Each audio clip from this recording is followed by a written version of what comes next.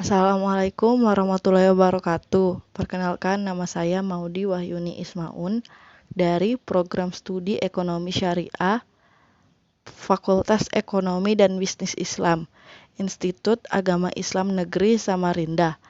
Pertama-tama saya mengucapkan banyak terima kasih kepada Pak Parno SE MSI selaku pembimbing mata kuliah seminar proposal.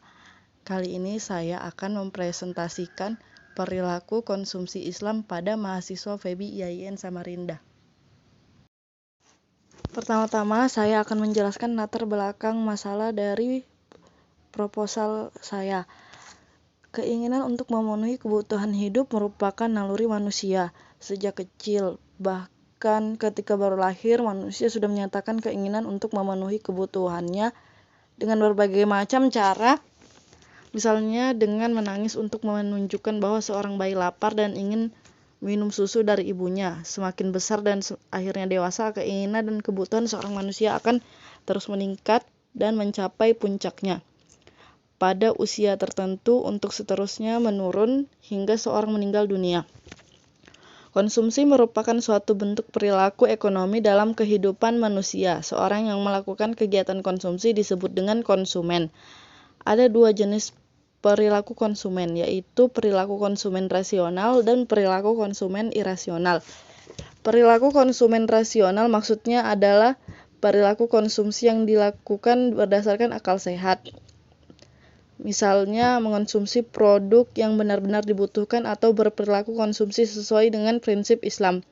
Sedangkan perilaku konsumsi irasional maksudnya adalah perilaku konsumsi yang dilakukan dengan tidak berdasarkan pertimbangan yang baik. Misalnya membeli karena tertarik, ada diskon, membeli karena ikut-ikutan padahal tidak terlalu dibutuhkan membeli sesuatu, melebihi kemampuan, dan lain sebagainya. Pola konsumsi merupakan susunan kebutuhan seseorang terhadap barang dan jasa akan konsumsi dalam jangka waktu tertentu yang dipenuhi dari pendapatannya. Pola konsumsi tiap orang beda-beda. Orang yang pendapatannya tinggi berbeda pola konsumsinya dengan orang yang berpendapatan menengah. Berbeda pula dengan orang yang berpendapatan rendah. Perbedaan pola konsumsi tiap orang tidak hanya dipengaruhi tinggi rendahnya pendapatan, tetapi juga dipengaruhi oleh tingkat pendidikan, lingkungan, usia, gaya hidup, pekerjaan, dan kondisi sosial budaya masyarakat. Pemahaman terhadap pola konsumsi Islam adalah tingkat kemampuan untuk memaknai, menjelaskan, dan mengaplikasikan dengan baik tentang berperilaku konsumsi secara Islam. Pada dasarnya, perilaku dapat diamati melalui sikap dan tindakan. Setelah saya melakukan prasurvei kepada mahasiswa angkatan 2017 dan angkatan 2016.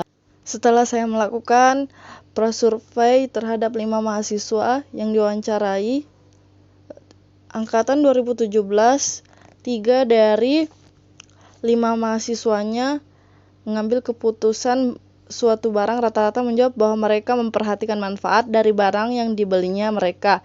Terkadang terpengaruh barang diskon dan lain-lain. Dan hasil observasi dari peneliti juga menyatakan bahwa banyak mahasiswa yang terlihat mewah dalam hal fashion dan memperhatikan manfaat dari barang dibelinya, meski terkadang terpengaruh diskon dan lain-lain. Berbeda dengan angkatan 2016 yang menyatakan bahwa mahasiswa angkatan 2016 lebih berperilaku rasional. Mayoritas mahasiswa angkatan 2016 tergolong tidak berlebihan dalam hal fashion. Dari 5 mahasiswa yang diwawancarai, mereka rata-rata memiliki jawaban yang sama. Dalam membelanjakan uang sakunya, mereka mempertimbangkan dengan baik mana kebutuhan dan mana keinginan. Dari hasil wawancara tersebut terdapat perbedaan perilaku dari setiap individu. Perbedaan kemampuan dalam mengonsumsi suatu barang. 2 hasil wawancara angkatan 2017 dan 2016 mahasiswa ekonomi syariah akan menimbulkan pola konsumsi yang berbeda dari masing-masing mahasiswa. Apa yang sudah diatur dalam Islam itu tidak bisa diimplementasikan secara keseluruhan karena adanya faktor-faktor yang mempengaruhi, sehingga realitanya ada yang berperilaku secara rasional, ada juga yang berperilaku secara irasional. Berdasarkan latar belakang sebagaimana dipaparkan di atas, peneliti tertarik melakukan penelitian yang dengan judul Perilaku Konsumsi Islam Mahasiswa FEBI Yayan Samarinda. Kemudian selanjutnya rumusan masalah. Berdasarkan latar belakang yang telah diuraikan, penulis dapat merumuskan masalah sebagai berikut. Bagaimana perilaku konsumsi mahasiswa Fakultas Ekonomi dan Bisnis Islam Yayan Samarinda. Kemudian tujuan penelitian, mengetahui bagaimana perilaku konsumen mahasiswa Fakultas Ekonomi dan Bisnis Islam FEBI Institut Agama Islam Negeri Yayan Samarinda menurut teori konsumsi Islam. Kemudian manfaat penelitian, pertama, sebagai bahan informasi mengenai perilaku konsumen muslim dalam belanja. Kedua, berbagai bahan informasi bagi masyarakat untuk lebih berhati-hati dalam mengkonsumsi sesuai dengan teori konsumsi Islam. Selanjutnya, peneliti terdahulu. Ada beberapa penelitian terdahulu yang memiliki kolerasi dengan penelitian ini, diantaranya adalah yang pertama penelitian Muhammad Mufli MA dalam buku berjudul Perilaku Konsumen dalam Perspektif Ilmu Ekonomi Islam. Yang kedua, Aulia Zikriyati Kurnia dalam skripsinya yang berjudul Teori Konsumsi dalam Ekonomi Mikro. Dari penelitian terdahulu, bisa dikatakan bahwa penelitian yang akan dilakukan penulis secara umum mempunyai kesamaan dengan penelitian dari segi perilaku konsumen ditinjau dari teori konsumsi Islam. Namun ada perbedaan mendasar dari penelitian sebelumnya yang dilakukan oleh Muhammad Mufli. Jika penelitian yang dilakukan oleh Muhammad Mufli bahwa penghasilan akan didapatkan bukan sepenuhnya milik kita, dan penelitian Aulia Zikriyati Kurnia tentang cara maksimumkan kebutuhan bukan kepuasan agar tidak berlebihan, sedangkan yang penulis teliti dalam hal perilaku konsumsi Islam.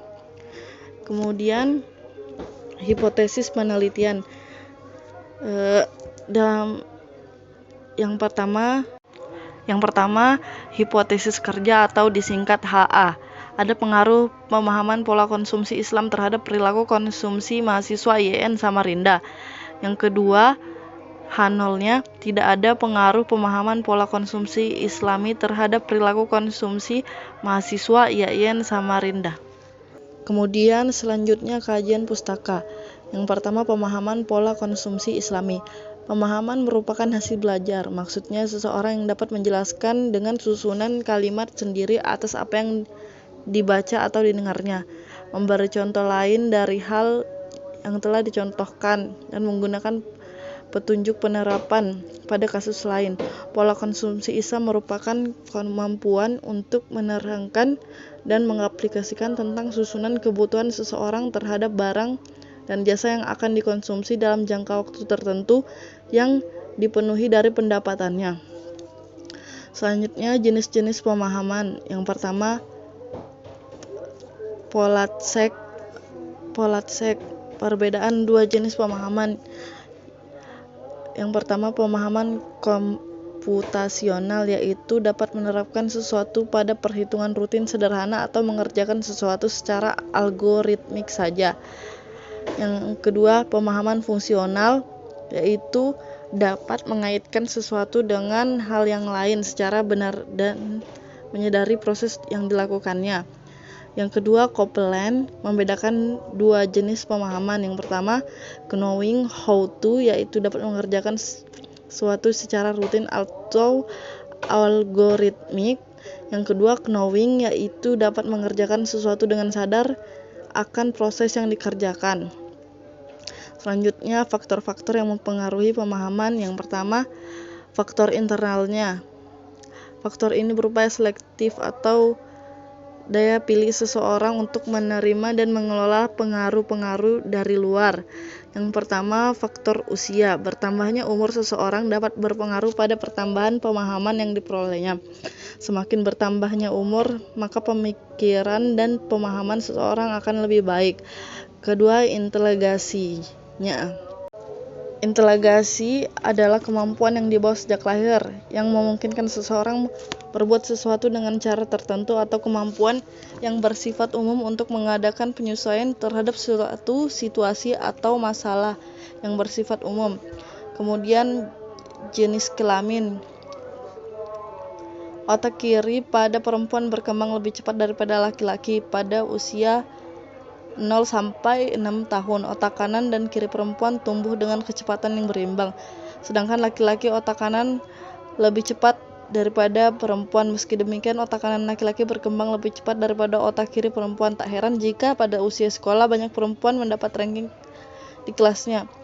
Lebih cepat kemampuan membaca dan menulisnya. Anak laki-laki yang mungkin merasa kurang dalam lisan, kesenian, dan matematika akan merasa terintimidasi, akhirnya senang membuat kekacauan dan keributan. Ada perbedaan antara otak laki-laki dan perempuan. Kemudian faktor eksternalnya. Yang pertama, pendidikan.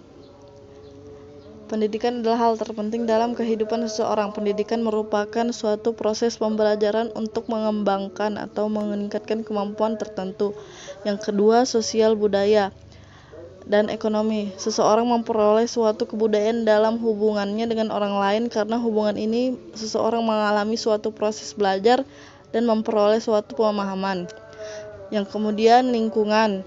Lingkungan adalah tempat di mana manusia itu hidup, menyesuaikan diri atau beradaptasi, dan mengembangkan dirinya. Manusia mempunyai alat yang sangat tangguh, menyebabkan ia bertahan hidup di dunia ini. Itu adalah akal budi. Kemudian informasi. Informasi akan memberikan pengaruh pada pemahaman seseorang. Yang ketiga, tingkatan pemahaman. Yang pertama, menerjemahkan. Menerjemahkan yaitu pengalihan arti dari bahasa yang satu dengan bahasa yang lainnya. Kemudian tingkat pemahamannya, kemudian menafsirkan. Kemampuan ini lebih luas daripada menerjemahkan. Menafsirkan adalah kemampuan untuk mengenal dan memahami.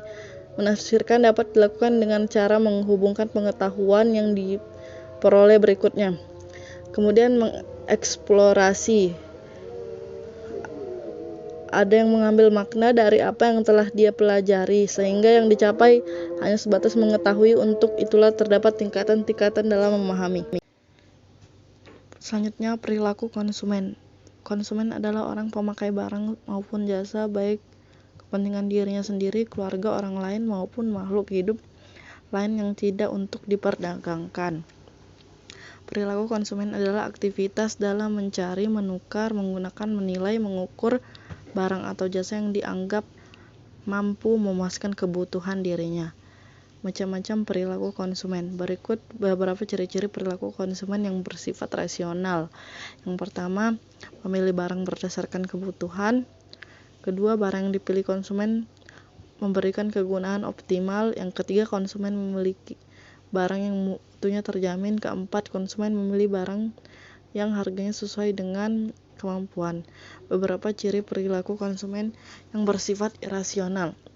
Yang pertama, konsumen sangat cepat tertarik dengan iklan dan promosi di media cetak maupun elektronik. Yang kedua, konsumen memilih barang-barang bermerek atau branded yang sudah dikenal luas. Konsumen yang ketiga, konsumen memilih barang bukan berdasarkan kebutuhan melainkan gengsi dan prestis. Faktor yang mempengaruhi perilaku konsumen. Yang pertama, faktor eksternal. Faktor eksternalnya itu budaya, hasil kreativitas manusia dari generasi ke generasi. Yang kedua, kelas sosial. Kelas sosial dapat diartikan sebagai kelompok yang relatif homogen dan bertahan lama dalam suatu masyarakat. Kemudian faktor internalnya, yang pertama faktor psikologi, yang kedua faktor persepsi, kemudian pengalaman belajar, motivasi, sikap, dan kepercayaan. Selanjutnya, etika konsumsi dalam Islam.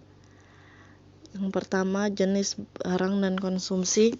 Apakah barang tersebut baik dan halal, baik dari zatnya maupun prosesnya. Yang ketiga, kemanfaatan atau kegunaan barang yang dikonsumsi. Yang keempat, kuantitas barang tidak berlebihan, tidak pula kekurangan. Selanjutnya, kerangka berpikir. Jika mahasiswa memahami dengan baik tentang konsumsi Islam, maka perilaku konsumsinya akan baik, dan jika mahasiswa tidak memahami tentang konsumsi Islami, maka perilaku konsumsinya tidak baik. Selanjutnya, metode penelitian. Metode penelitian diartikan sebagai cara ilmiah untuk mendapatkan data dengan tujuan dan kegunaan tertentu. Jenis penelitian ini termasuk penerapan lapangan atau field research dengan menggunakan pendekatan kualitatif. Sumber datanya berasal dari data primer dan data sekunder. Data sekunder berasal dari observasi dan wawancara. Kemudian dari dokumentasi.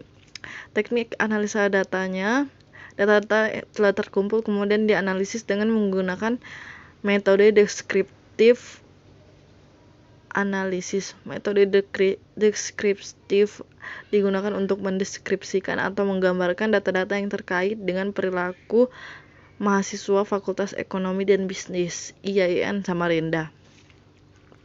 Kemudian selanjutnya sistematika penulisan.